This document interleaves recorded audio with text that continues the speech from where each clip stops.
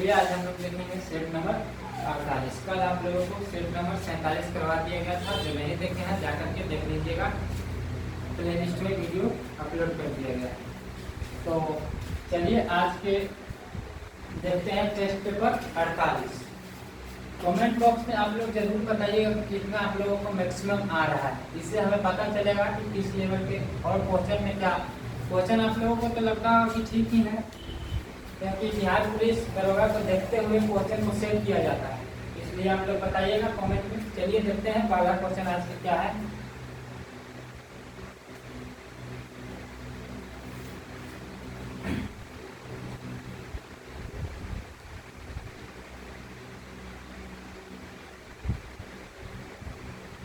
चलिए, कहता है कि कहीं भी निवास करने के मौलिक अधिकार पर किस राज्य में प्रतिबंध लगा दिया गया है। कहने का मतलब है कि कहीं भी निवास करने के लिए मौलिक अधिकार पर किस राज्य में प्रतिबंध लगा दिया गया है, तो वह आपका जम्मू कश्मीर राज्य में मौलिक अधिकार पर किसी भी राज्य का क्या लगा दिया गया है, प्रतिबंध लगा दिया गया। ठीक है, हो जाएगा आपका जम्मू कश्मीर। पहला क्या हो जाएगा आपका ऑप्शन नंबर डी हो जाएगा जम्मू कश्मीर। आगे देखिए, कहता है कि 71वां संशोधन के बाद किन किन संघ राज्य क्षेत्रों की विधानसभाओं के सदस्यों को राष्ट्रपति के चुनाव में शामिल किया गया है। तो कौन कौन सा राज्य है जिसमें विधानसभा के सदस्यों को राष्ट्रपति के चुनाव में शामिल किया गया है, तो वह हो जाएगा आपका पांडिचेरी और क्या हो जाएगा दिल्ली। पांडिचेरी और दिल्ली दोनों को विधानसभाओं के सदस्य राष्ट्रपति के चुनाव में शामिल किया गया है। ठीक है, कौन हो जाएगा आपका ऑप्शन नंबर डी हो जाएगा ए एवं सी दोनों, पांडिचेरी एवं दिल्ली। ठीक है, आगे देखिए 3 नंबर। तीसरा कहता है कि संविधान का कौन सा अनुच्छेद संसद के 2 अधिवेशनों के बीच 6 महीने के अंतराल अनिवार्यता का उल्लेख करता है। यानी कि जो संसद के दो अधिवेशनों के बीच जो 6 महीना का अंतराल होता है, वह कौन सा अनुच्छेद में उल्लेख किया गया है, तो वह हो जाएगा आपका अनुच्छेद 85 में उल्लेख किया गया। 3 में क्या हो जाएगा आपका ऑप्शन नंबर ए हो जाएगा। आगे देखिए,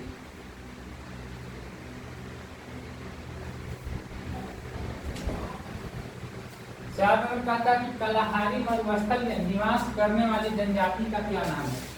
तो कालाहारी मरुस्थल में निवास करने वाली जनजाति का क्या नाम है।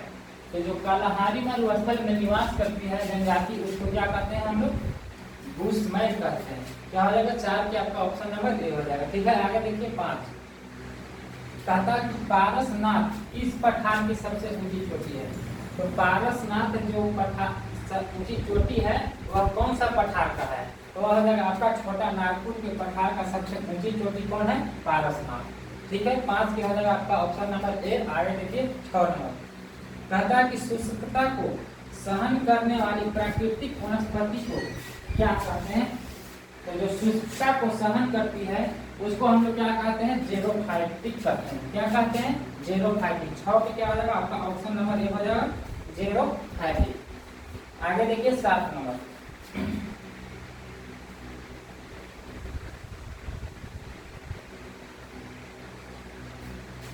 7 नंबर कहता है कि सबसे अधिक मात्रा में रेडियो एक्टिव पदार्थ किस प्रकार के चट्टानों में प्राप्त होता है। तो सबसे ज्यादा जो रेडियो एक्टिव पदार्थ है वह कौन सा चट्टान में सबसे ज्यादा होता है, तो वह आपका ग्रेनाइट में होता है। कौन सा चट्टान में, ग्रेनाइट चट्टान में होता है। ठीक है, आगे देखिए 8 कहता है कि संसद के लिए राष्ट्रपति के भाषण कौन तैयार करता है। जो राष्ट्रपति का भाषण होता है उसको कौन तैयार करता है, तो वह केंद्रीय मंत्रिमंडल तैयार करता है। कौन करता है, केंद्रीय मंत्रिमंडल। क्या आ जाएगा 8 के आपका ऑप्शन नंबर डी हो जाएगा केंद्रीय मंत्रिमंडल। ठीक है, आगे देखिए 9 नंबर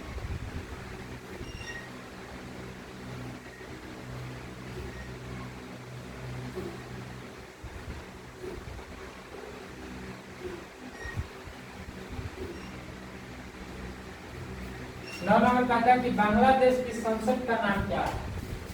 तो बांग्लादेश के संसद को क्या नाम है, तो तो उसको बांग्लादेश के संसद को हम लोग क्या करते हैं, जातीय संसद कहते हैं। ठीक है, आगे देखिए 10 कहता है कि अमीर खुसरो किस शासक के दरबारी कवि थे। जो अमीर खुसरो थे वो किसके दरबारी कवि थे, तो ये हो जाएंगे आपका अलाउद्दीन खिलजी के अमीर खुसरो क्या थे, दरबारी कवि थे। ठीक है, 10 की मतलब आपका ऑप्शन नंबर 11 देखिए, कहता है कि रॉकेट के उड़ने का सिद्धांत भौतिक के किस राशि के संरक्षण पर निर्भर करता है। तो जो रॉकेट उड़ता है वह कौन सा सिद्धांत पर कार्य करता है, तो वह रेखीय संवेग संरक्षण के सिद्धांत पर कार्य करता है। 11 की क्या हो जाएगा आपका ऑप्शन नंबर ये हो जाएगा। आगे देखिए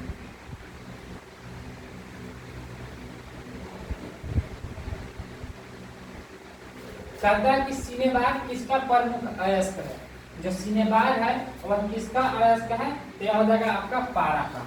ठीक है, आगे देखिए 13 कहता है कि किस कोशिकांग को कोशिका का पावर हाउस कहते हैं।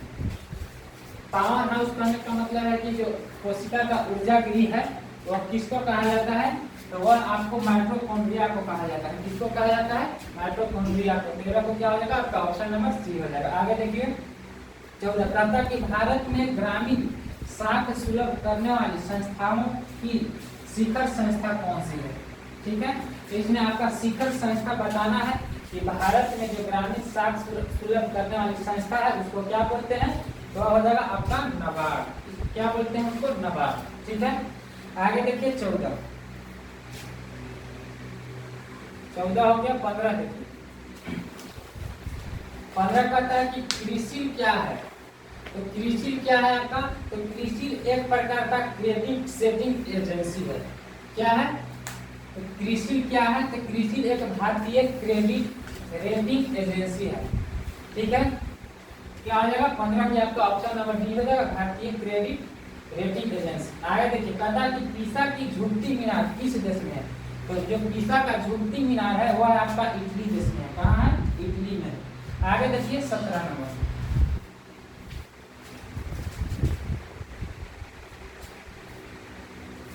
17 कहता है कि आजीवक संप्रदाय के संस्थापक कौन है। तो आजीवक संप्रदाय के संस्थापक कौन हो जाएंगे, तो वह आपको हो जाएंगे मखली गोसाल। क्या हो जाएंगे, मखली गोसाल। 17 क्या हो जाएगा आपका ऑप्शन नंबर बी। ठीक है, 18 देखिए कहता है कि किस शासक को बंगाली ने इस्लाम विरोधी कहा था। तो किस शासक को बंगाली ने इस्लाम का विरोधी कहा था, तो वह हो जाएगा आपका अकबर थे जो इस्लाम को विरोधी कहा था, बंगाली।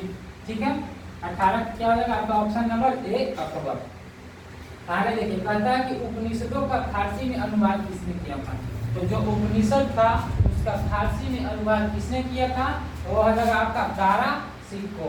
कौन हो जाएंगे, दारा सिको। 19 की क्या हो जाएगा आपका ऑप्शन नंबर बी हो जाएगा। ठीक है, आप लोग बताइएगा कि कितना आप लोगों को सही हो रहा है। जो वीडियो देखते होंगे तो अगर हम हमसे पहले बताने का प्रयास कीजिएगा कि आंसर क्या होगा। ठीक है, कहता कि किसने कहा था विवेकानंद आधुनिक राष्ट्रीय आंदोलन के पिता थे। तो किसने कहा था कि आधुनिक राष्ट्रीय आंदोलन के पिता थे, विवेकानंद को किसने कहे थे, तो वह कहे थे आपका सुभाष चंद्र बोस।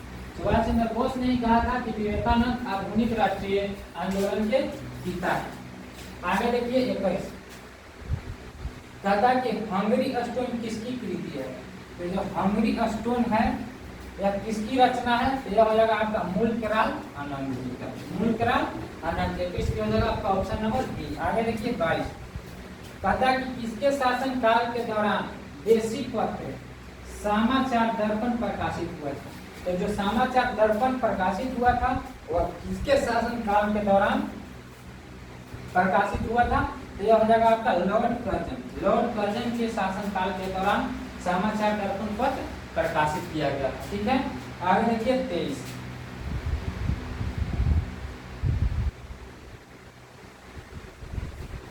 कहता है कि किस आंदोलन से महात्मा गांधी ने भारतीय राजनीति में प्रवेश किया था।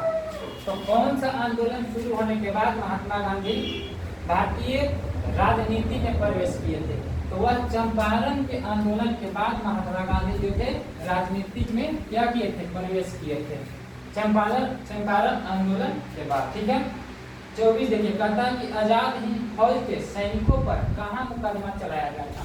तो जो आजाद हिंद फौज के सैनिक थे उनका मुकदमा कहाँ चलाया गया था। सबसे पहले उनका मुकदमा लाल किला में चलाया गया था। कहाँ?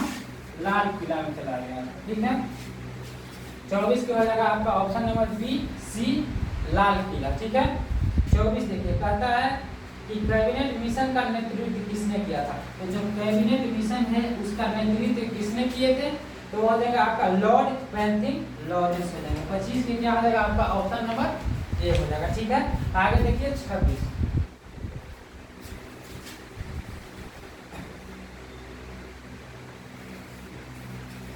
कहता है कि सरकार के व्यय पर नियंत्रित करने का पूर्ण अधिकार किसे है। तो जो सरकार का व्यय करने का नियंत्रण है उस पर पूर्ण अधिकार किसका है, तो यह हो जाएगा आपका संसद को। क्या हो जाएगा? संसद को। वह संसद ही है जो व्यय पर नियंत्रण करने का पूर्ण अधिकार है, संसद। 26 के क्या हो जाएगा आपका ऑप्शन नंबर बी, संसद। आगे देखिए, कहता है कि पंचायती राज का मूल उद्देश्य क्या है। तो जो पंचायती राज है उसका उद्देश्य क्या है, तो सत्ता का विकेंद्रीकरण होना, ग्रामीण के विकास, स्वशासन, ये सब क्या है, यह पंचायती राज का मूल उद्देश्य है। अर्थात इसमें क्या हो जाएगा आपका उपयुक्त सभी हो जाएगा, ऑप्शन डी हो जाएगा 27 के। आगे देखिए, कहता है 28, कहता है कि ज्वार भाटा की उत्पत्ति सबसे महत्वपूर्ण कारक कौन है। यानी कि जो ज्वार भाटा उत्पन्न होता है तो उसको उत्पन्न होने के लिए सबसे महत्वपूर्ण कारक क्या है, वह हो जाएगा सूर्य एवं चंद्रमा के बीच के आकर्षण होना ही महत्वपूर्ण है ज्वार भाटा की उत्पत्ति में। ठीक है, तो क्या हो जाएगा 28 के आपका ऑप्शन नंबर सी हो जाएगा, सूर्य एवं चंद्रमा के बीच के आकर्षण। आगे देखिए 29,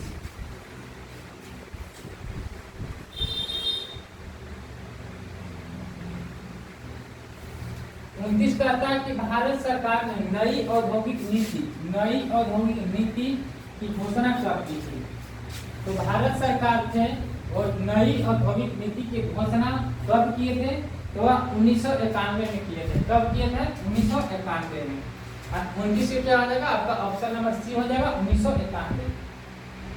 30 कहता है कि ब्लीचिंग पाउडर का रासायनिक नाम क्या है। तो ब्लीचिंग पाउडर के आपका रासायनिक नाम क्या है, ब्लीचिंग पाउडर का रासायनिक सूत्र पहले क्या होता है, CaOCl के क्या होता है,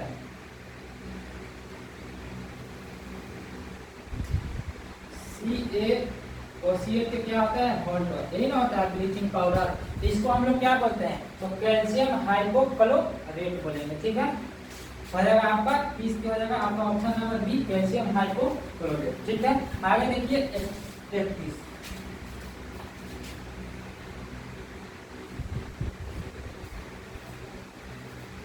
कहता है कि लार किसके पाचन में सहायक है। यहाँ प्रोटीन कर लीजिएगा।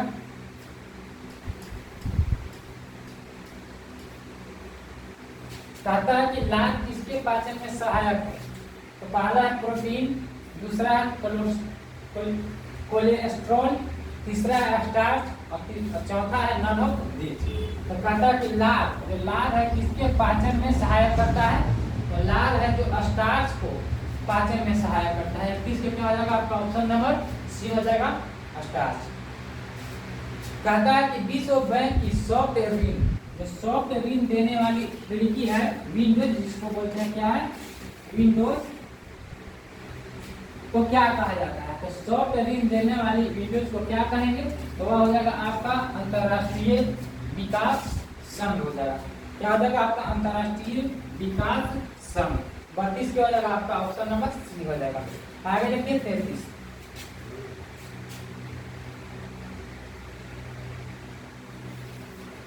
कहता है कि व्यक्ति प्रयोजन आय होती है। इसको व्यक्ति लिख लीजिएगा, व्यक्ति, ठीक है ना, व्यक्ति प्रयोज आय होती है। ठीक है, तो यह क्या होती है, यह आपका हो जाएगा व्यक्ति के आय और प्रत्यक्ष करों के बीच के अंतर के बराबर होता है। ठीक है, व्यक्ति का जो प्रयोज आय होती है वह व्यक्ति यहाँ हो जाएगा। ठीक है, क्या होगा, व्यक्ति लिख लीजिएगा, व्यक्ति के आय एवं प्रत्यक्ष करों के अंतर के बराबर होता है व्यक्ति प्रति रोज की आय। ठीक है, क्या हो जाएगा आपका 33 के ऑप्शन नंबर बी हो जाएगा, व्यक्ति आय एवं परित्यय करों के बीच के अंतर के बराबर।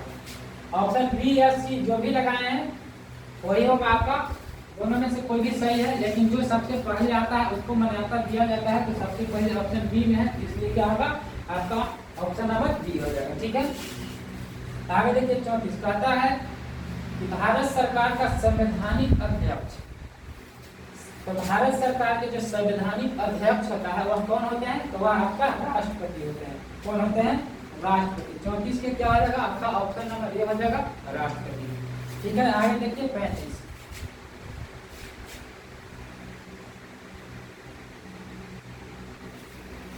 कहता है कि भारत में किसी विधेयक को धन विधेयक प्रमाणित करता है, तो धन विधेयक है वह कौन सा प्रमाणित करता है यानी पास करता है, तो वह लोकसभा के जो अध्यक्ष हैं वह धन विधेयक को क्या करते हैं, पारित करते हैं। 35 के क्या जाएगा आपका ऑप्शन नंबर सी हो जाएगा। ठीक है, आगे देखिए 36 कहता है कि भारत के राष्ट्रपति का चुनाव, जो भारत के राष्ट्रपति हैं उनका चुनाव कैसे होता है या कैसे किया जाता है, तो जो राष्ट्रपति का चुनाव होता है वह संसद के सदस्यों के द्वारा राष्ट्रपति का चुनाव होता है। ठीक है, 36 का क्या हो जाएगा आपका ऑप्शन नंबर ए हो जाएगा, संसद के सदस्यों के द्वारा राष्ट्रपति का चुनाव होता है। आगे देखिए 37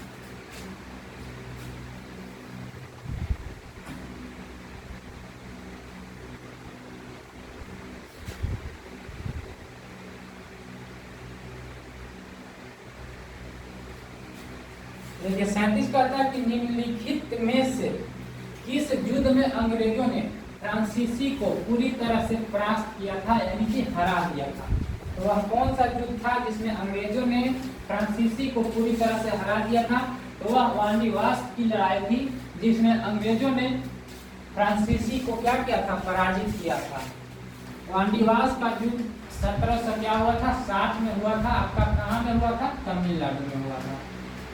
यहीं पर फ्रांसीसियों ने, अंग्रेजों ने फ्रांसीसियों को क्या किया था, पूरी तरह से परास्त कर दिया था।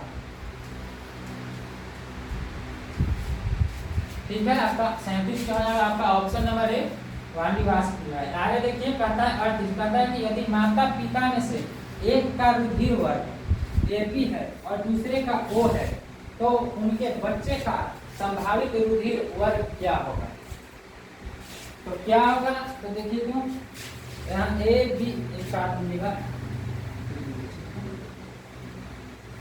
ऑप्शन डी में दिया हुआ है ए या बी या ए बी, तो इसमें से कौन होगा, जब ए बी रहेगा पिता के या माता के ओ बी दोनों में से कोई भी रहे तो उनसे होने वाले बच्चे का रुधिर क्या हो जाएगा, तो जो उनका बच्चा होंगे वो या तो ए होगा या तो बी होगा या तो ओ हो जाएगा।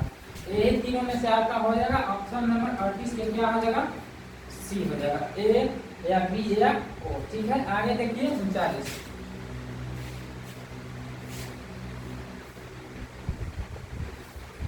कहता है कि वयस्क पुरुष में, वयस्क मतलब नौजवान पुरुष में आरबीसी की समान संख्या कितनी होती है, तो आरबीसी की जो समान संख्या होती है वह 5.0 मिलियन प्रति एमएम होता है। ठीक है, 39 के क्या आ जाएगा आपका ऑप्शन नंबर सी हो जाएगा, 5.0 मिलियन प्रति। ठीक है, 40 देखिए कहता है कि तूफान की भविष्यवाणी की जाती है जब वायुमंडल का दाब, जब तूफान आने की संभावना रहता है तो उसको हम लोग कैसे भविष्यवाणी करते हैं कि वायुमंडल का दाब क्या हो, सहसा बढ़ जाए, सहसा कम हो जाए, क्रमशः बढ़े, क्रमशः कम हो जाए। तो जब हम तूफान आने की संभावना रहती है तो हम लोग वायुमंडल का दाब का कहते हैं कि सहसा क्या हो गया, कम हो जाए। तो 40 में क्या हो जाएगा आपका ऑप्शन नंबर डी हो जाए, सहसा कम हो जाए। ठीक है, 41 देखिए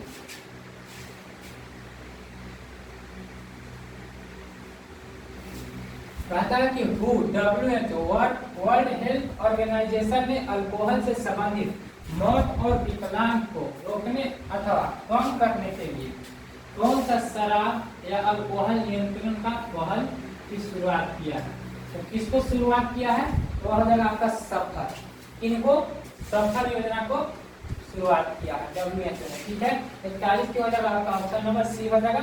आगे देखिए 42 कहता है कि औषधि का अवशोषण सबसे अधिक किस भाग में होता है।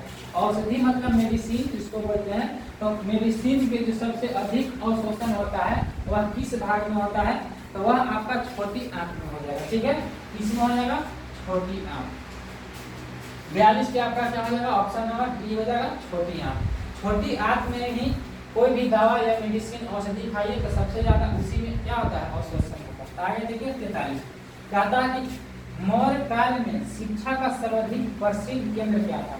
तो जो मौर्य काल था उसमें सर्वाधिक प्रसिद्ध शिक्षा का केंद्र क्या था, तो वह हो जाएगा आपका तक्षशिला। तक्षशिला था जो मौर्य काल में शिक्षा का सर्वाधिक प्रसिद्ध केंद्र था, ठीक है। आगे देखिए 44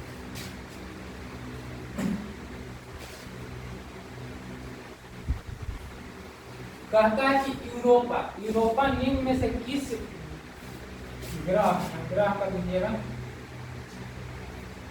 ठीक है।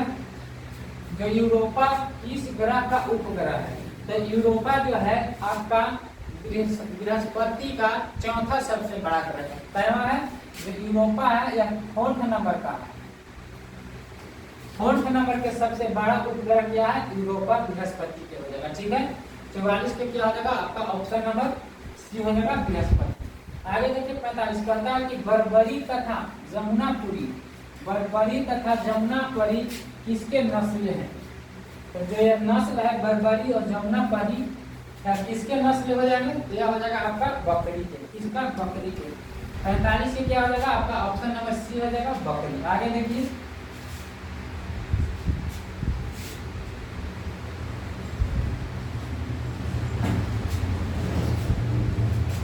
कहता है कि भारतीय संविधान की उद्देशिका में कितने प्रकार के न्यायालय का वर्णन किया गया था। तो कितने प्रकार के हो जाएगा, तो हो जाएगा आपका 3 प्रकार के न्यायालय का वर्णन किया गया था, ठीक है। सामाजिक, राजनीतिक एवं आर्थिक, जो 3 न्याय था इसको क्या किया गया, भारतीय संविधान में वर्णन किया गया था 3 प्रकार के उद्देशिका का, ठीक है। आगे देखिए 47 कहता है कि बृहदेश्वर मंदिर कहाँ स्थित है। तो बृहदेश्वर का जो मंदिर है यह आपका तमिलनाडु के तंजौर में स्थित है। कहाँ, तमिलनाडु के तंजौर में, ठीक है। 47 के क्या हो जाएगा आपका ऑप्शन नंबर बी हो जाएगा। 48 देखिए कहता है कि दिल्ली सल्तनत में रहट किससे संबंधित है। तो दिल्ली सल्तनत में जो रहट था वह सबसे उस टाइम में क्या था, उसको क्या कहते हैं, रहट को हम लोग सिंचाई करते थे। तो वही कहा है कि दिल्ली सल्तनत में रहट किससे संबंधित है, तो आपका हो जाएगा सिंचाई। 48 के आपका क्या हो जाएगा ऑप्शन नंबर सी हो जाएगा। आगे देखिए 49